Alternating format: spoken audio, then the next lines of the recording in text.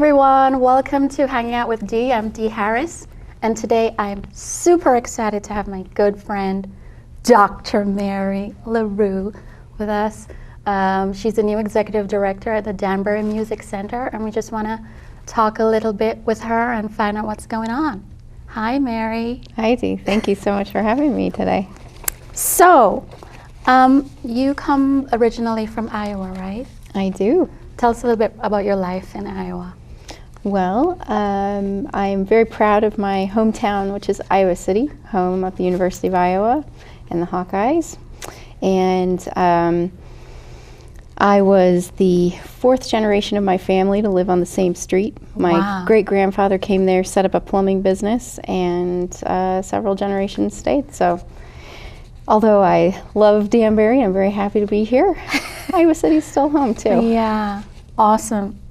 So I see here in your education that you are brilliant. Rumor has it you are brilliant, and I can see that. My goodness.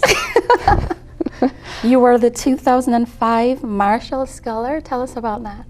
Yes, I was very fortunate to be awarded a Marshall Scholarship, which funds American students to do graduate study in the United Kingdom. Yeah. So I studied at the University of York. Yeah. So. And what was your focus? Music. Yeah. And in particular, I did a master's degree in ensemble singing with a quintet that we formed at Oberlin Conservatory, where I was an undergraduate. Yeah. And then all five of us moved to England, did a master's together as an ensemble. Excellent. And then I stayed and did a PhD in directing medieval music drama. That is so cool. Thank you. So cool. I see here that you're also the founder of, say the word for me. Veritas. Opera. Opera, yes. Yes. Tell us about that. Sure. Well, so my PhD was in directing, and in particular directing medieval music dramas, which are these really wonderful pieces that were created in the 8th through, say, 14th centuries in Europe. And I kind of like to call them operas, even though technically they're before opera, but because they're entirely sung, and they have stage directions, clearly intended to be performed. And so I needed to direct several productions for my portfolio for my PhD. And I thought, you know, what I'd really love to do is start a company. So that became Veritas Opera. We also did some pieces by Stravinsky and Kurt Weill, and some new commissioned works as well. Wow. So an opera for gamelan, which is an Indonesian instrument that's it's a community instrument, so people are all playing different parts of it, gongs and things like that. So that's impressive. So it's fantastic, yeah. Impressive. And before coming to Danbury Music Center, I see where you were with the New Haven Symphony Orchestra. You were a Suzuki violin teacher. Yes, before I came here, I lived in New Haven, and working as a musician, it's very common for musicians to have a lot of different jobs all at once. Yes. So I taught a lot of violin lessons at the neighborhood music school, and also at the Community School of the Arts, which is affiliated with UConn up in Storrs. And then I realized I'm also interested in what's going on behind the scenes, what makes an organization tick. So I started doing some administrative work, a little bit at neighborhood music school, but also fortuitously there was a need at the New Haven Symphony. So I worked a little bit in their development department. Wonderful. Wow. This is so impressive. You're more than qualified for your job. Oh my goodness, you're very kind. So tell us, what does success mean to you? Because clearly, your path to education and your focus on success, clearly there's something that drives you. What does that mean to you? Well, I think that's a very good question of what success is, because what I've observed in very talented, intelligent, hardworking people is often they are the hardest on themselves and feel like they're not successful. That is true. And so what I personally hope to achieve in life is to feel some satisfaction and to feel like I'm working hard, I'm putting my abilities to use, and I'm enjoying my life. I'm having more fun than not. Yeah. To me, that's success. So anyone can experience success if those qualities are met most of the time. It's never possible to always be happy or to be doing exactly what you want or what you think you should do, but those are some of the elements I think of success. That's powerful. And I don't remember which author said it, but they were talking about success also being setting goals for yourself and reaching them, whatever that is. So it's not about comparing yourself to the person next to you. It's about what are the goals I've made for myself, and have I done that? I like that. That's so you can have multiple successes each day, each week, and over the course of your life. I like that. That's a great definition too. Yeah. What do you love about music? Because you've been studying it your whole life. Yes. From college. Yes. Actually, from the age of 4. From the age of 4. Yes, it's been my life. What did you start at age of 4? What were you studying? Violin. Wow. I started violin then. I think what I love most about music is the way that it connects me with other people. Yeah. I was a very shy child. Actually, I started piano lessons before violin, and I was so shy I wouldn't touch the piano. Really? Yes. So playing the violin, being in orchestras, sort of being forced to encounter other kids who are also playing violin, it gave me a way to connect that I love. I love playing in ensembles like a string quartet where you're really working together to create a piece of music. Yeah. So that's probably what I love most. But then the music in and of itself, if it's good music, it's wonderful. That's right. Yeah. What keeps you motivated? Well, what gets you up in the morning and makes you put one foot in front of the other? Gosh, that's a good question. I think it's that drive to feel that satisfaction that comes with looking for success, that feels like you want to accomplish a goal, I guess, just like you said. You want to get that done, whether it's I want to have a really good TV show, or I want to make sure that at the end of the day I've had enough time to go to the grocery store. Just trying to set those going. I find it really motivating as well. Again, with people to have positive interactions. I find it very hard to be motivated if I'm all alone. So you like being around people. Absolutely. That's awesome. Yeah. So we are coming close at the time of this taping. We're a few days away from Valentine's Day. And you are married, are you not? I am. Tell us about the love of your life. Oh my goodness, well, he's dreamy. What can I say? He's a dreamboat. He's cute. Super cute.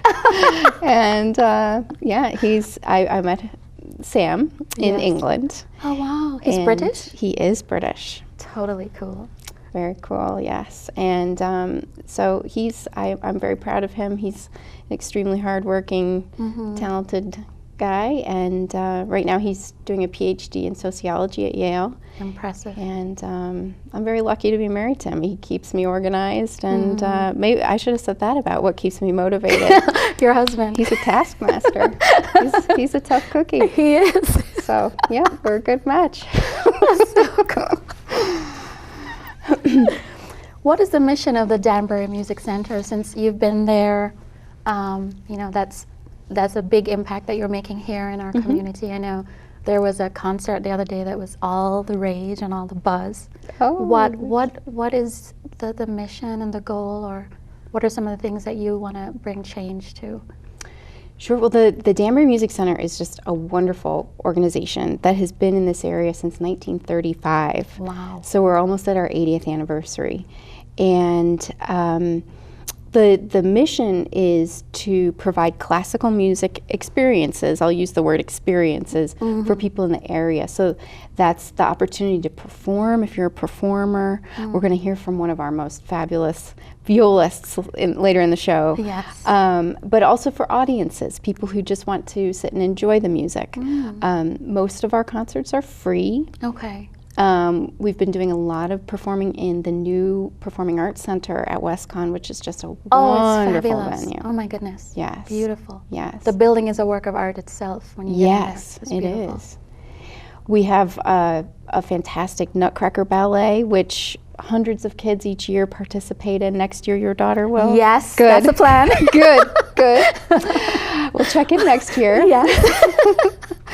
And then what I'd love to see happen, I'd love to see more people get involved.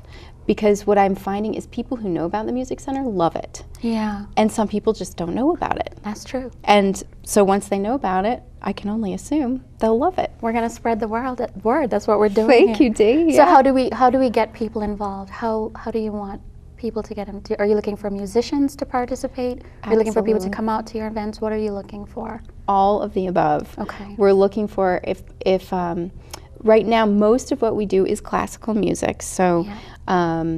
But we also have some jazz that goes on.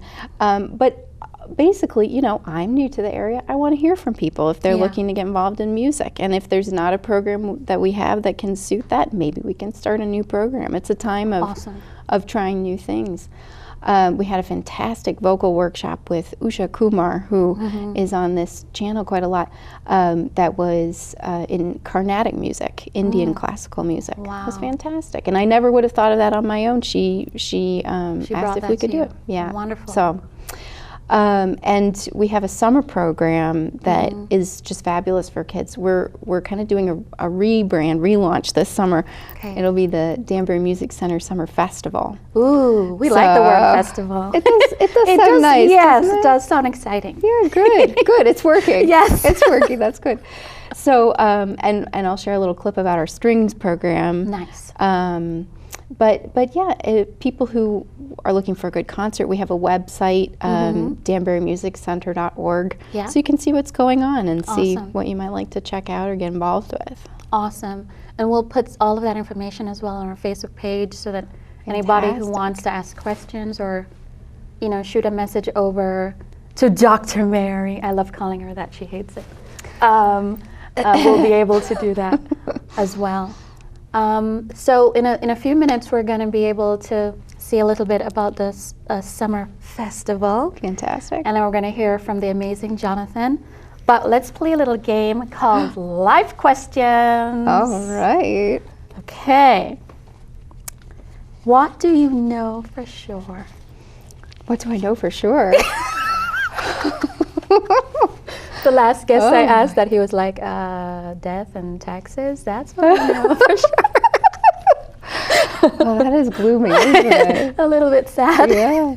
What do you know for sure? Well, I guess, you know, I enjoy using my thinking and my rational thought, but really I tend to trust my gut. So I'm going to go with feelings. Yeah. Yeah. Your instinct. Yeah. Let's go into the spiritual side now. Oh, what do you boy. think happens when someone dies? Oh my gosh.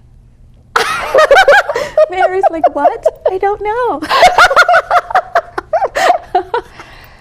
Wow. Well, I have to say I'm not a religious person. Okay. But it's very hard to think that nothing happens. So I like that answer. It's one of those quandaries that you know, you just gotta.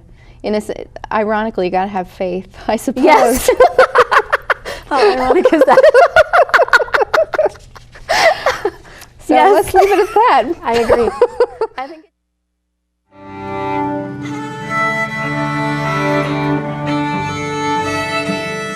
I'm Louise Gagnon. I'm 14 years old, and I've been in the summer program for 2 years. It's a really great experience to be able to play with an orchestra, and we play some really great music.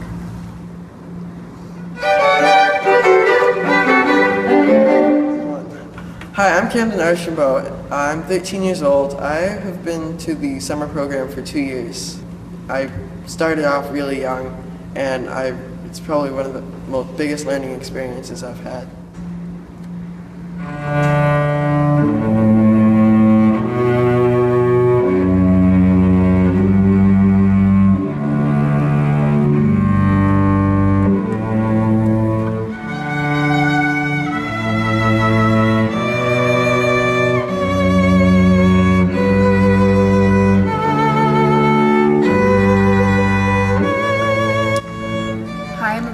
I'm 16 years old and I'm a junior at Bethel High School. I've been in the summer strings program for 7 years. It's been a great experience. The summer program really teaches you about the group dynamic, and besides getting in a relationship with the conductor himself, you get a relationship with a bunch of kids around you who work together, and you learn a lot about leadership. Make it more in tempo, like bum. 1, 2, bum, bum.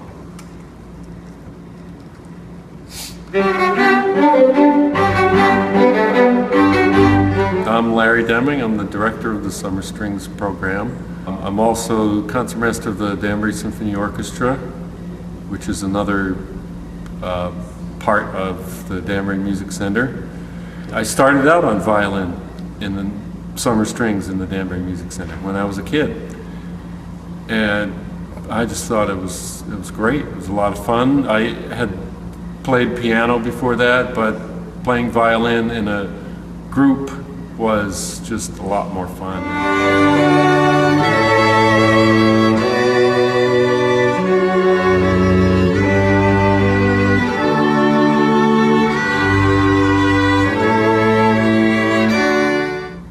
Anybody who's interested in playing a string instrument and learning more about string music and playing in a group, making the great, rich, beautiful sounds that strings can create, and the variety is incredible as well.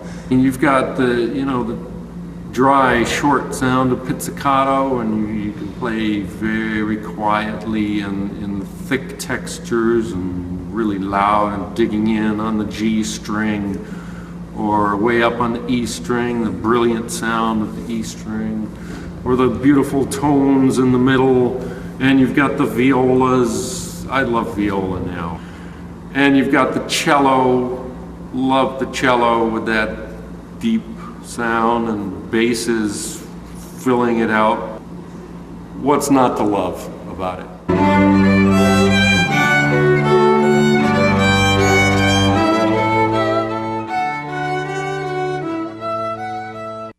So Mary, tell us a little bit about the program there, the summer program we saw. Sure. So this was our strings featured in the video, and the string program has been going since the 1950s. Wow. And as you heard, Larry Deming, who directs the string program, and he's the concertmaster of our Danbury Symphony Orchestra. So he's a real pillar of our organization. He, as a child, started getting serious about the violin in our summer strings program. Are you serious? So isn't that neat? And also our board of directors president, Laura Flackbart, played cello in the summer strings program as a child. Amazing. Jonathan.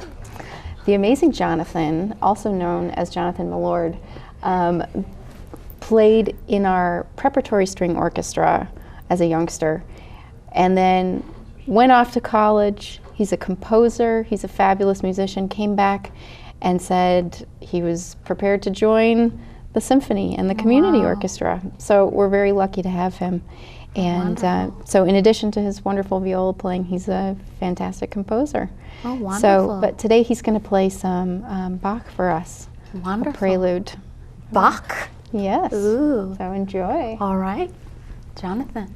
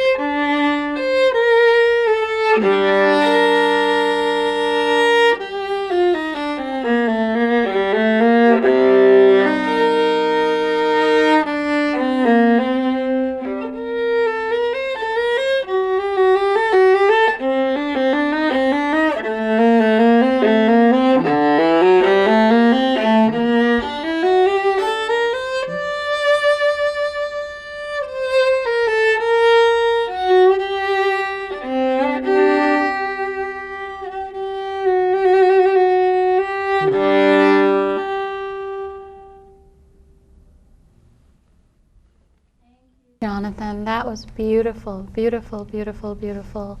We want to thank Dr. Mary Larew, Executive Director of the Danbury Music Center, for coming and hanging out with us today. And we would like to invite you all to find us on Facebook at Hangin Out with Dee, and shoot us an email as well, hangingouttv@morphstudios.com. See you next time. Bye.